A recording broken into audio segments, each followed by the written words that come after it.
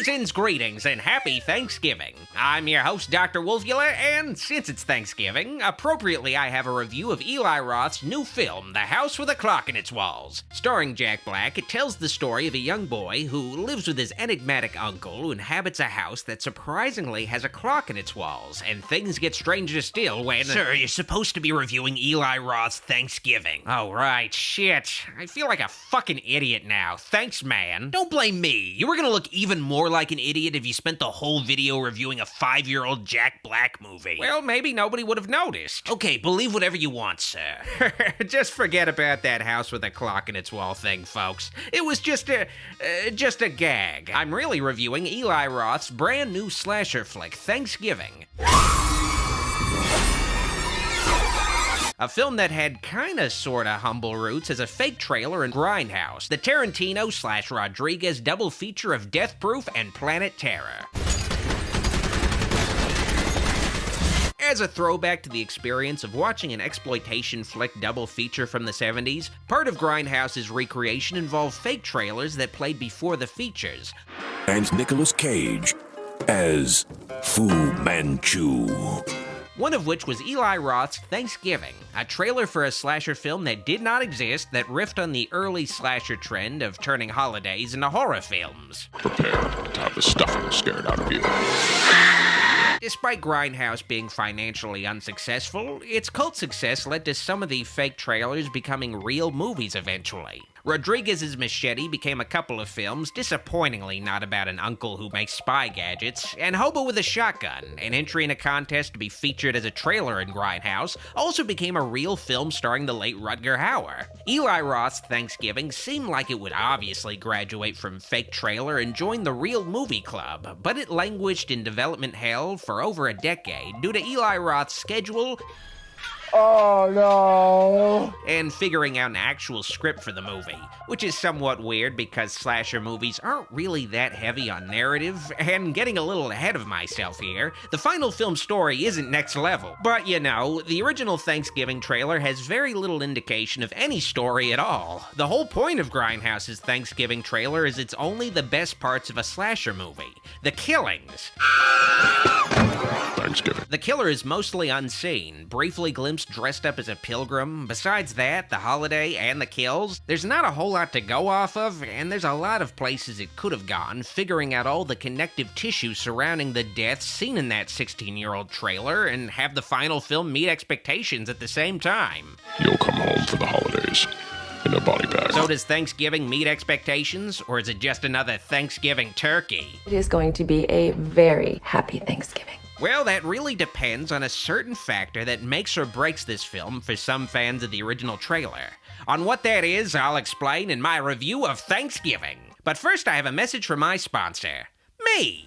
Pledge to my Patreon today to support the channel, help it continue to grow, and you'll also get access to weekly movie nights every Sunday and archive commentaries if you missed the movie nights live. Just $5 a month to get a movie night every week. Pledge to patreon.com/Dr. Wolfula if you're interested, and I thank you in advance. Tomorrow's Thanksgiving, and I'm tired of pretending like everything is normal when it's not. Thanksgiving tells the story of a Black Friday, well, initially, in a fictionalized version of the real town of Plymouth, Massachusetts.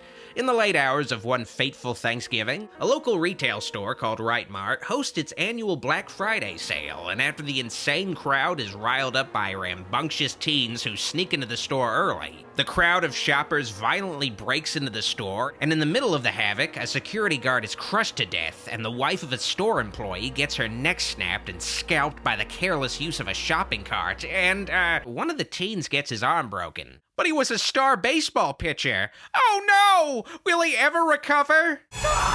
The Black Friday opening sequence of Thanksgiving is pretty brutal. It's only the first 15 or 20 minutes of the movie, and it manages to be a darker and more violent depiction of a Black Friday than the movie of the same name released a couple years ago. But, you know, the careless violence in the opening is pretty savage and uncomfortable, but it still doesn't quite live up to the chaos seen in real Black Fridays of yore. A few people die and get fucked up, sure, but the store it happens in and the crowd that carries it out is tiny compared to real Black Fridays. I guess Black Friday is just one of those real horrors the movies can't quite replicate. Thanksgiving, of course, is not a Black Friday film. That's just the movie's backstory. The motivation for this film's killer who emerges the Thanksgiving a year later. A guy dressed as a pilgrim and wearing a mask of the town's founder, John Carver. A name that's also appropriate for a slasher villain because he certainly gets some carving done. We're all tagged, and our names are at the table. John Carver's killing spree almost exclusively targets those involved with the Black Friday bloodbath the previous year. The identity of the killer underneath the John Carver mask is a mystery. It could be any of the characters carrying out the murders, so you might be thinking this movie is Kevin Williamson-esque in its approach, like Scream or I Know What You Did Last Summer, with some hip teens having to solve a bloodier version of a Scooby-Doo case. And the movie kinda really is that, especially with how it approaches its quote-unquote teen cast. Hell, the lead heroine of the movie is Addison Rae. And I had to Google that because I'm not a 15-year-old girl, but she's not an actress by trade, which might surprise some of you who watch this film. She's a TikTok star trying to transition into acting, and, you know, if her first theatrically released movie is a Thanksgiving slasher flick, her acting career might not pan out. But she can always go back to dancing to somebody else's music or whatever the hell is considered entertainment on TikTok. I don't want to spend my life looking over my shoulder. We need to stop him. So, you know, stuff like that, and then of course, making the film take place in the modern day makes Grindhouse fans feel like Eli Roth sold out his vision from the original trailer. Part of the fun of Grindhouse's original presentation was the experience of watching a mostly authentic-looking exploitation double feature from the 70s, but Thanksgiving ditches that completely, so it isn't quite the movie Grindhouse fans were waiting 16 years for. But, you know, I understand why Thanksgiving ditched Grindhouse's style and aesthetic. Grindhouse had a cool gimmick, but passing itself off as a 70s double feature kinda narrowed the appeal of it to more of a niche audience. Thanksgiving looking like a 70s movie would have been cool, but what really is the point of making a pretend 70s horror movie when there are so many great real 70s horror movies? Just the nostalgia, really, and there are a lot of people today who aren't nostalgic for that era of horror. And, you know, I think getting this Thanksgiving made had to come with the compromise of making it something that could reach a wider audience. Aesthetically, Thanksgiving is a modern slasher film, which might not be as charming to some, but conceptually it very much has the spirit of an early 80s holiday horror film. I mentioned Scream and I Know What You Did Last Summer, but really Thanksgiving is a remake of My Bloody Valentine that just takes place in November, which, you know, doesn't sound so good since there was a relatively recent remake of My Bloody Valentine already that was pretty okay. Show some enthusiasm. Thanksgiving is an institution here. Thanksgiving takes place in a town heavily themed around a holiday like Valentine's Bluff in My Bloody Valentine, with both towns having a dark backstory motivating their killers. Both movies involve a love triangle. The lead heroine, Gabby, is torn between her new boyfriend, Ryan, and her estranged ex, Bobby. My Bloody Valentine, of course, had one of the heroine's romantic interests be revealed as the film's killer, and the remake really leaned into that mystery of the killer's identity like Thanksgiving does. So Thanksgiving is pretty damn unoriginal story-wise. It's My Bloody Valentine with a guy dressed as a pilgrim instead of a miner, and with some turkeys in the background. Well, let's get fucking real here. Nobody's going to watch a slasher flick called Thanksgiving for the plot anyway. The plot's just an excuse to hopefully see some cool kills. And does Thanksgiving deliver in that department? Yeah, of course it does. Eli Roth is inconsistent as hell as a director, but his horror movies generally always deliver in bloodshed. Almost every killing seen in the original trailer returns in the final film, just expanded or reimagined with added context. You'll see a guy in a turkey costume decapitated, a cheerleader stabbed in her snatch while jumping on a trampoline, and a woman cooked like a turkey.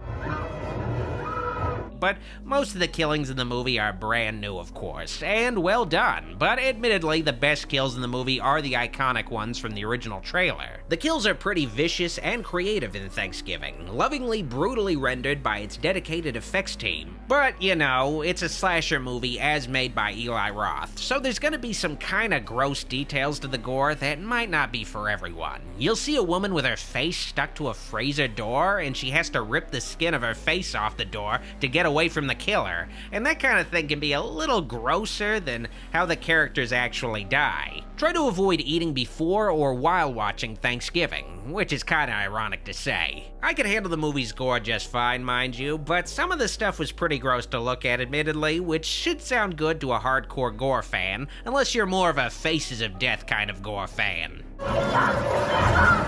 So Thanksgiving is solid as a slasher film. It fully delivers on the gore and paces its killings out really well, and sure, the movie's plot is really derivative, but it's executed in such a way where it makes the material its own, taking advantage of the Massachusetts setting with lively, distinct characters, many of which sport gaudy New England accents to remind you of the setting.